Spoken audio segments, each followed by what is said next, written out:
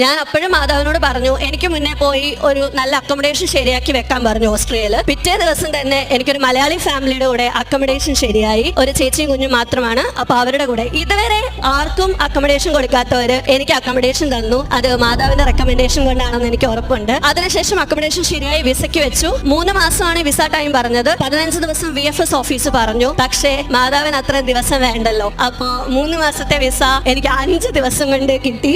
UK മനസ്സിൽ വിചാരിച്ചിരുന്ന ഞാൻ ഇപ്പോ ഒരു കൺട്രിയുടെ വിസ വിചാരിച്ചിരുന്ന എനിക്ക് 26 കൺട്രി പോകാനുള്ള ഷെങ്കൻ വിസയാണ് കിട്ടിയത്. എന്നെ സംബന്ധിച്ച് മാതാവ് എന്റെ ജീവിതത്തിൽ നടത്തിയ അത്ഭുതമായിട്ട് തന്നെയാണ് എനിക്ക് തോന്നുന്നത്. കാര്യം മനുഷ്യന്മാർക്ക് സാധിക്കാത്തത് പരിശുദ്ധ അമ്മയ്ക്ക് സാധിക്കും. ഞാൻ വെച്ച എല്ലാ ചുവടുവെപ്പിലും മാതാവിന്റെ കാശുരൂപം, മാതാവിന്റെ ഉപ്പ്, ഉടമ്പടി തൈലം, എല്ലാ കാര്യങ്ങളും എല്ലാ 2 ആഴ്ചയും ഞാൻ കുമ്പസാരിക്കുമായിരുന്നു. കുർബാന കൂടാൻ എനിക്ക് പറ്റുന്ന അവസരങ്ങളൊക്കെ കൂടുമായിരുന്നു. പരിശുദ്ധ അമ്മയുടെ റെക്കമെൻഡേഷൻ കൊണ്ട് കിട്ടിയതാണ്. ഞാൻ ഇന്ന് രാത്രി പോവാണ് ഓസ്ട്രേലിയക്ക്.